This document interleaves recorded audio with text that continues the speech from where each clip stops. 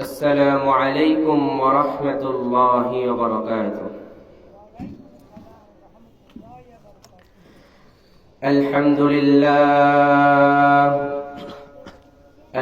لله كفى وسلام على عباده الذين اصطفى. عما بعد، فقد قال الله تعالى في كلامه المجيد وفي فرقانه الحميد: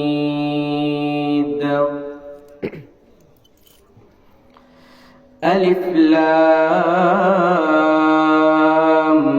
ميم.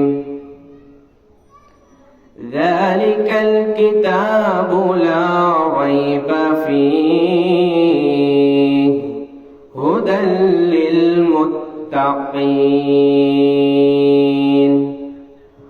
وقال رسول الله صلى الله عليه وسلم: من قرأ حرفا من كتاب الله فله به حسنة، والحسنة بعشر أمثالها. لا أقل ألف لام ميم محرف، بل ألف حرف ولام حرف وميم حرف. رواه الترمذي. وقال الله تعالى في شان حبيبه ومحبوبه مخبرا وعامرا: إن الله وملائكته يصلون على النبي يا أيها الذين آمنوا صلوا عليه وسلموا تسليما. اللهم صل على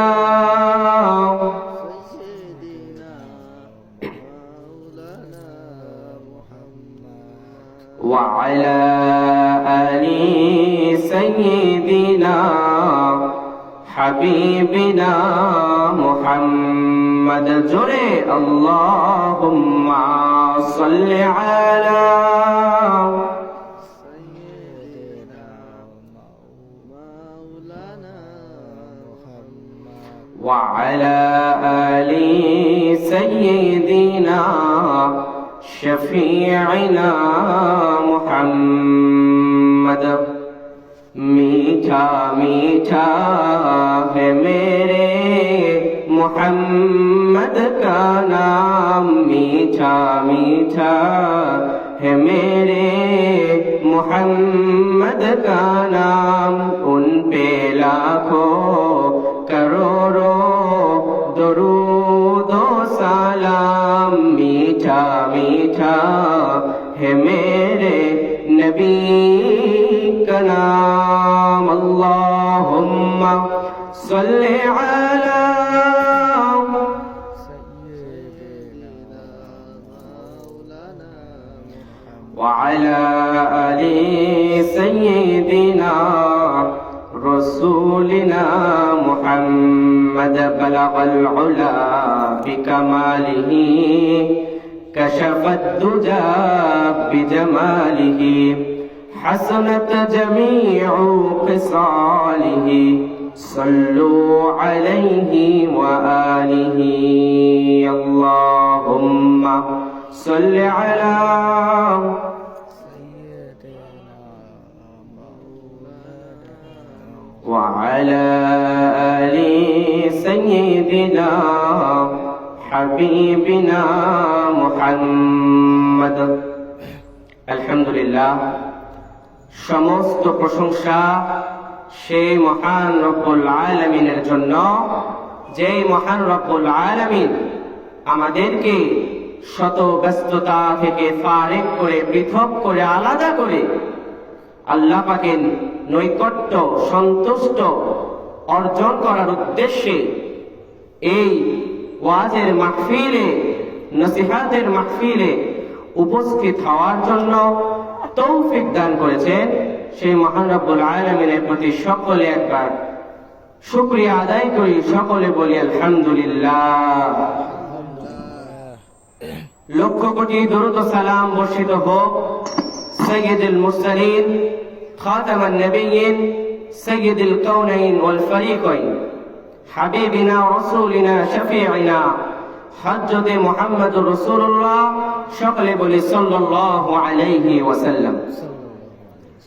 প্রিয় হাজিরিন, আল্লাহ তাআলা মানুষের হেদায়েতের জন্য একটি কিতাব নাযিল করেছেন। কিতাবের নাম হচ্ছে আল কোরআন। এই আল কোরআন, এই কিতাবটি নাযিল হয়েছে শেষ নবীর উম্মতের জন্য, শেষ জামানায়। এর পূর্বে 103 খানা আসমানি কিতাব নাযিল হয়েছে। তার মধ্যে 4টি হচ্ছে প্রধান প্রধান আসমানি কিতাব। এক হচ্ছে তাওরাত, জাবুর, ইনজিল, আর সর্বশেষ হচ্ছে আল কোরআন। আর বাকি 100 খানা যেগুলো ছোট ছোট কিতাব, এগুলোকে সহিফা বলা হয়, যেগুলো বিভিন্ন নবী রাসূলদের উপর নাযিল হয়েছে তাদের উম্মতের হেদায়েতের উদ্দেশ্যে। আর আমাদের উপর নাযিল হয়েছে, আমাদের জন্য নাযিল হয়েছে আল কোরআন। কিন্তু হতভাগা আমরা এই কোরআন সহিভাবে পড়তেও পারি না। কোরআন তো বুঝতে পারি না, সহিভাবে পড়তেও পারি না। আসলে কি এই কোরআন পড়ার কোনো দরকার নেই নাকি? না, আছে। এই কোরআন পড়ার অবশ্যই দরকার রয়েছে এবং অনেক ফায়দা রয়েছে। আল্লাহ সুবহানাহু ওয়া তাআলা এই কোরআন সম্পর্কে সূরাতুল বাকারার শুরুর আয়াতে বলছেন, যালিকাল কিতাবু লা রাইবা ফীহ। এটা এমন একটি কিতাব যে কিতাবে সন্দেহের কোনো অবকাশ নেই। আর যদি কোনো মানুষ এই কিতাবের উপর সন্দেহ করে, এই কিতাবকে সন্দেহ করে, তাহলে সে কাফেরদের অন্তর্ভুক্ত হয়ে যাবে। জোরে বলুন নাউযুবিল্লাহ। তারপরে আল্লাহ তাআলা বলছেন, হুদাল লিল মুত্তাকিন। এই কিতাব হচ্ছে মুত্তাকিদের জন্য পথ প্রদর্শক, হেদায়েত।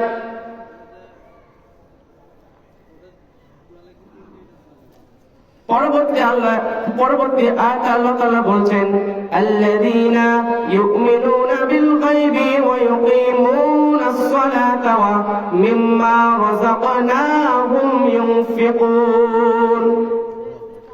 যদি কেউ গায়বের প্রতি, অদৃশ্যের প্রতি ঈমান আনে এবং সালাত কায়েম করে, নামাজ কায়েম করে, তবে তারা হবে মুমিন। জোরে বলুন সুবহানাল্লাহ। এবং এই কোরআন শিক্ষা করার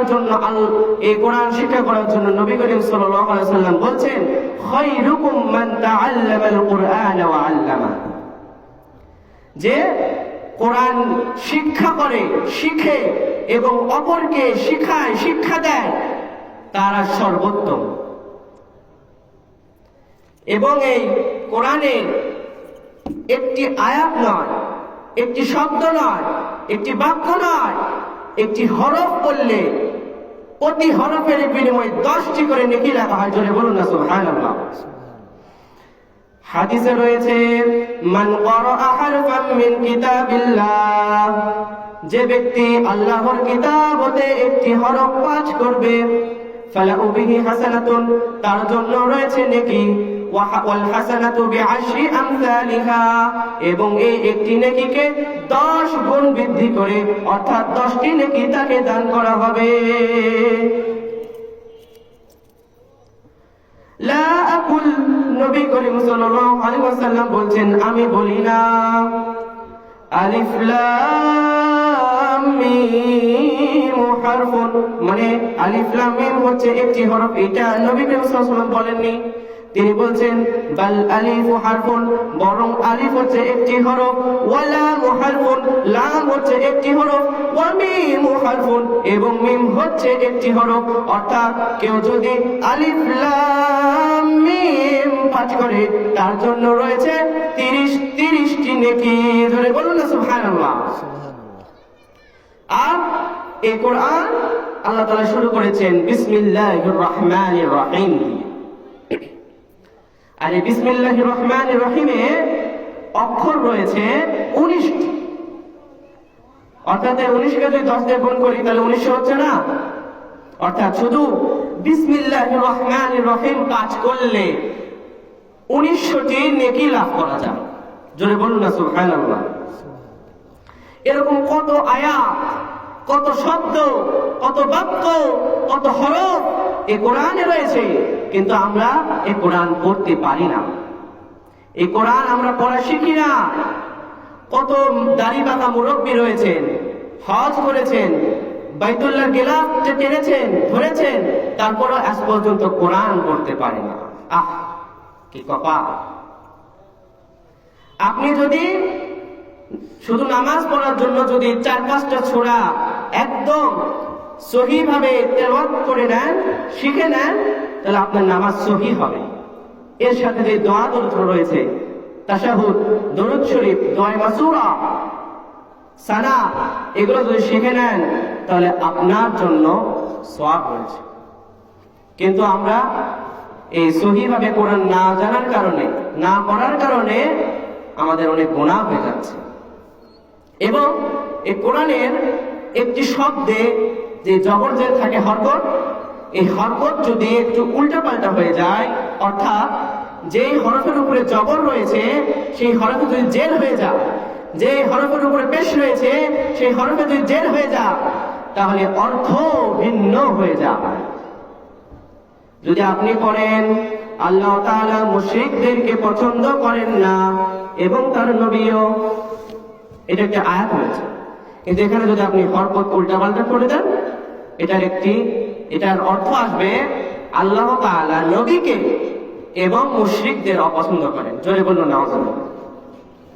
অর্থাৎ আমরা তো পারি না, তবে না পারার কারণে, ভুল করে পড়ার কারণে আমাদের গুনাহ হচ্ছে, গুনাহ লেখা হচ্ছে সর্বাবস্থায়।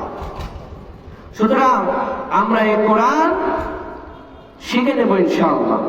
আপনার বাড়ির কাছে যে মসজিদ রয়েছে, মসজিদের ইমাম মুয়াজ্জিন অবশ্যই আছে, দরকার পড়লে তাদের কাছ থেকে অথবা কোন একটি মাদ্রাসার শিক্ষক, একটি হুজুরকে আপনারা ভাড়া করে বা তার থেকে আপনারা তালিম নেবেন, কোরআনের তালিম নেবেন, কোরআন পড়া শিখবেন।